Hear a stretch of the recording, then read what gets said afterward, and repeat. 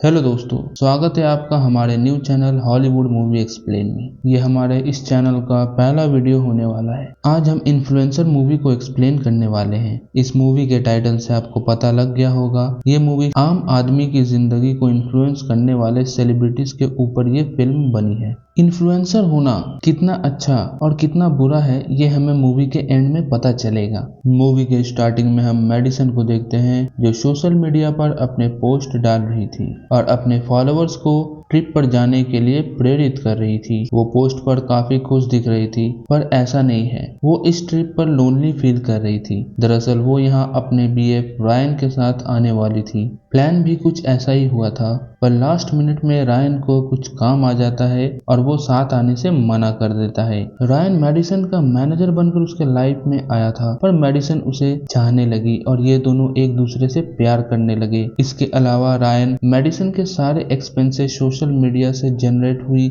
सारे इनकम, बड़े बड़े डील्स के तरफ से जो एड्स वगैरह के ऑफर्स आते थे वही देखता था। रायन के डिच करने की वजह से वो काफी नाराज थी। वो थाईलैंड आई थी काफी सारे अच्छे मोमेंट्स रायन के साथ एंजॉय करने के लिए, पर ऐसा हो नहीं पाया। अगले सीन में वो एक बार में होती है जहां उसकी मुलाकात एक रूपक नाम के बंदे से होती है। वो मेडिसन से बातें कर उसके करीब आना चाहता था, पर मेडिसन उसको जरा भी भाव नहीं देती। फिर वहाँ एक और लड़की आती है जिसका नाम CW होता है। वो मेडिसन से बातें कर उसके साथ अच्छा बॉन्ड बनाने लगती है। मेडिसन उसको अपने और रायन के बारे में बताती है कि कैसे हमने थाईलैंड का प्लान बनाया पर उसने लास्ट टाइम पे डिच कर दिया। अब उसका मन यहाँ बिल्कुल भी नहीं लग रहा और वो वापस जाने वाली है, पर CW यहाँ उसे अपनापन जताते हुए कहती है, तुम उदास मत हो, मैं तुम्हें कल एक अच्छी जगह ले जाऊंगी जहां तुम्हारा मन लगेगा। अगली सुबह CW उसे एक अच्छा टूरिस्ट पॉइंट पर ले जाती है जहां का व्यू मेडिसन को काफी पसंद आता है। वो काफी सारे पिक्चर्स क्लिक करती है, वीडियोस बनाती है, पर CW इन सब चीजों से दूर रहती है, मानो जैसे उसे ये सोशल मीडिया की दुनिया नापसंद हो। वो अपने साथ एक कैमरा लेके चलती है जो काफी पुराने जमाने के लग रहे थे। उसी से वो फोटोज भी क्लिक करती है। दोनों काफी सारा टाइम साथ में एंजॉय करती है और फिर रात में दोनों मेडिसन के विला पे लौट जाती है। वो देखती है उसका घर काफी बिखरा पड़ा है, जैसे यहाँ किसी ने चोरी की हो। उसका पासपोर्ट किसी ने चोरी कर लिया था। वो बहुत मायूस हो जाती है। CW कहती है 2 वीक में तुम्हारा पासपोर्ट आ जाएगा, तुम ज्यादा मत सोचो। वो तो ये सोचकर परेशान थी कि इतने दिन वो अकेली यहाँ क्या करेगी। ऐसे में CW मेडिसन से कहती है, इसमें परेशान होने की कोई भी बात नहीं है, मैं तुम्हें कल से सारे लोकल प्लेसेस एक एक करके घुमा दूंगी। रात में जब वो रायन से पासपोर्ट चोरी होने वाली बात कहती है तो वो उल्टा उसे ही सुना देता है, उसे ही गैर जिम्मेदार बताता है। मेडिसन को आता है गुस्सा और वो ब्रेकअप करने की बात करती है। इस पर रायन उसे समझाते हुए कहता है, देखो तुम्हारा मेंटल स्टेट अभी ठीक नहीं है, हम कल बात करते हैं। अगले दिन CW उसे अच्छे अच्छे प्लेसेस घुमाना शुरू करती है। मेडिसन का भी मन लगने लगा था। इस दौरान रायन के कॉल्स और मैसेजेस वो इग्नोर करती थी।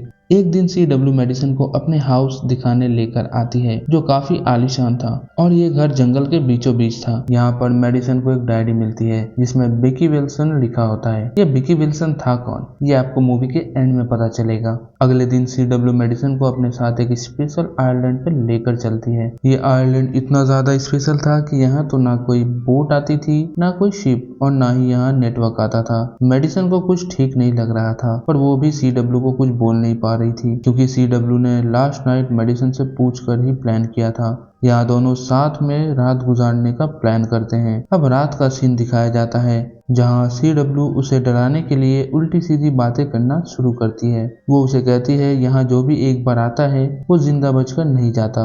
ये आयरलैंड श्रापित है, इसलिए आज तक यहाँ कोई रहने नहीं आया। मेडिसन डर तो रही थी, पर वो फिर इन सब बातों को इग्नोर करके सो जाती है। अगली सुबह CW मेडिसन का सारा सामान लेकर बोट में रफू चक्कर हो जाती है और मेडिसन को वहीं मरने के लिए छोड़ देती है। अभी तक हमने CW को मेडिसन का अच्छा दोस्त माना था और शायद मेडिसन ने भी उसे अपना दोस्त मानने की गलती की। CW ने मेडिसन से दोस्ती की थी उसे बर्बाद करने के लिए। उसने ही मेडिसन का पासपोर्ट चुराया और उसके बाद सारा सेटअप किया था जिससे वो मेडिसन की लाइफस्टाइल जी सके। आयरलैंड से लौटने के बाद CW उसके ही पैसे से ऐश मौज करने लगी थी, उसके ही विला में रहने भी लगी थी। वो धीरे धीरे उसके सारे कार्ड्स को खाली करते जा रही थी। मेडिसन के फोन से वो मेडिसन की आईडी चलाने लगी। मेडिसन जैसा दिखने के लिए वो AI की मदद से खुद को वैसा बना ली। मेडिसन जैसा ड्रेसअप, विग का सहारा, उसकी स्टाइल कॉपी करके वो मेडिसन जैसा दिखने लगी, जो काफी इंटरेस्टिंग लग रहा था। इसी बीच वो रायन की कॉल्स और मैसेजेस वगैरह को इग्नोर कर रही थी। कुछ दिन जाने के बाद वो बोर फील करने लगी और नए शिकार की तलाश में लग गई। थोड़ी बहुत सर्च के बाद उसे थाईलैंड में ही एक इन्फ्लुएंसर मिली जिसे वो टारगेट कर सकती थी। उसका नाम जेसिका थी। वो किसी तरह उससे मिलती है और उसे अपनी बातों से कन्विंस करने की कोशिश करती है, पर वो भाव नहीं देती। फिर वो दूसरा आइडिया लगाती है और इस बार उससे वो फैन बनकर मिलती है। वो जेसिका को ऐसा जताती है कि वो उसकी सबसे बड़ी फैन है। जेसिका भी खुद पर प्राउड फील करने लगती है। उसे लगने लगता है कि वो बहुत फेमस हो गई है और वो CW की बातों में आ जाती है। CW मेडिसन की स्टोरी वो अपना बना के बोलती है। वो कहती है, मैं यहाँ अपने BF के साथ आने वाला था पर वो आया नहीं। मैं यहाँ एक बड़ी सी विला में अकेली रहती हूँ। ये सुनने के बाद जेसिका को लालच आता है और वो सोचने लगती है कि फ्री में मुझे इतने बड़े विला में रहने को मिल रहा है, इससे अच्छा और क्या ही हो सकता है।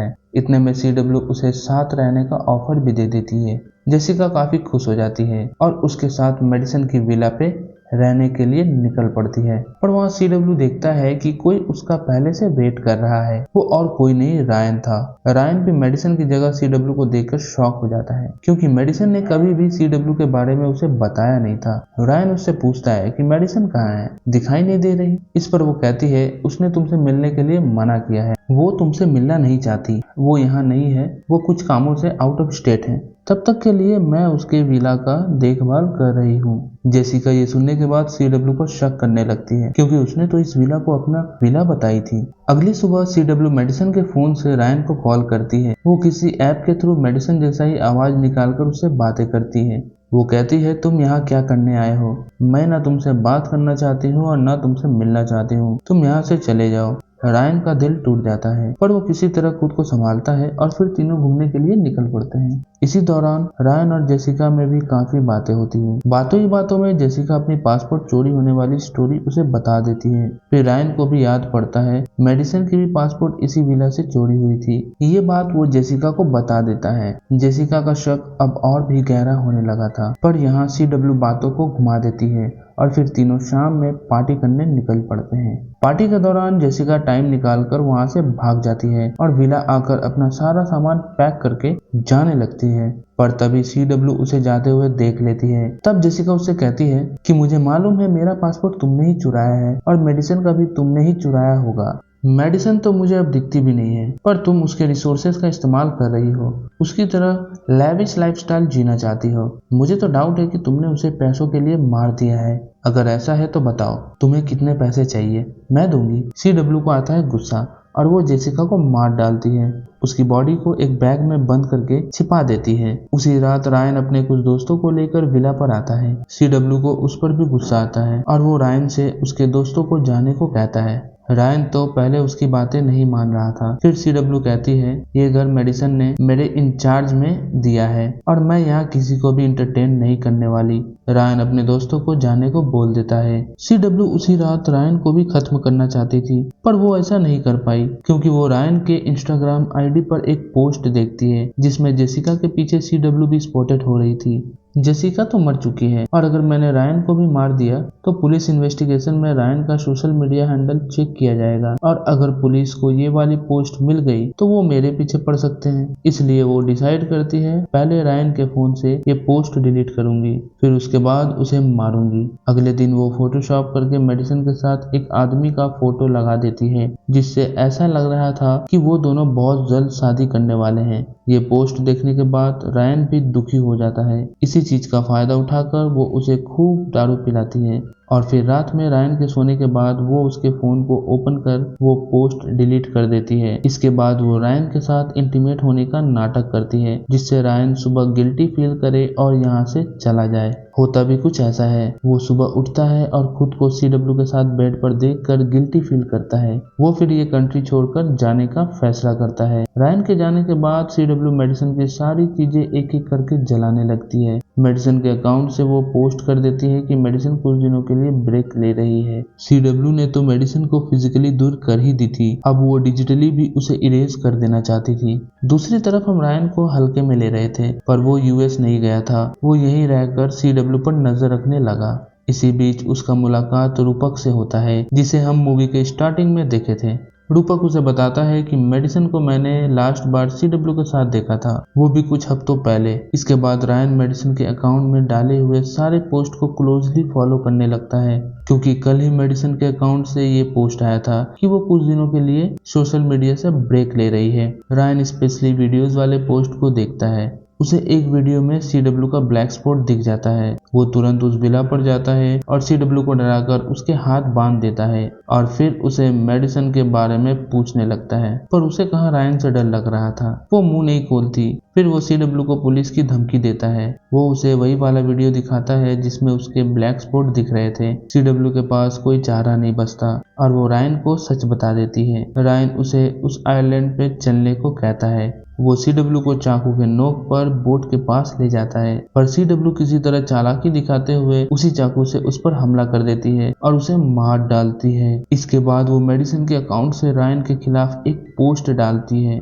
बेसिकली वो रायन को बदनाम कर देना चाहती थी और होता भी कुछ ऐसा ही है। लोग रायन की खूब निंदा करते हैं और मेडिसिन को इसका सिंपैथी मिल जाता है, जबकि ना रायन जिंदा है और ना मेडिसिन, पर उसका फायदा CW को मिल रहा था। अगले सीन में CW रायन की बॉडी को उसी आइलैंड में फेंकने जा रही थी जहां उसने मेडिसिन को छोड़ा था। उसे लगा कि मेडिसिन अब तक मर चुकी होगी, पर ऐसा नहीं था। वो अभी भी उस आइलैंड में सरवाइव कर रही थी। CW जैसे ही आइलैंड पर पहुंचती है, उसे एक पेड़ पर कुछ काउंटिंग सिंबल्स या यूं कहूं तो रोमन काउंट दिखाई देती है। वो समझ जाती है कि मेडिसिन अभी तक मरी नहीं है, वो अभी भी यहाँ सरवाइव कर रही है। इतने देर में मेडिसिन उस पर हमला कर देती है और बोट लेकर निकलने का फैसला करती है, पर बोट में रायन का डेड बॉडी है, जिसे देख मेडिसिन बहुत कोल्ड रिप्लाई जैसा कुछ करती है, क्योंकि उन दोनों के बीच कुछ अच्छा नहीं चल रहा था और वो रायन से ब्रेकअप करने वाली थी। मेडिसिन वहां से बोट लेकर निकल जाती है और CW को उसी आइलैंड पे मरने के लिए छोड़ देती है।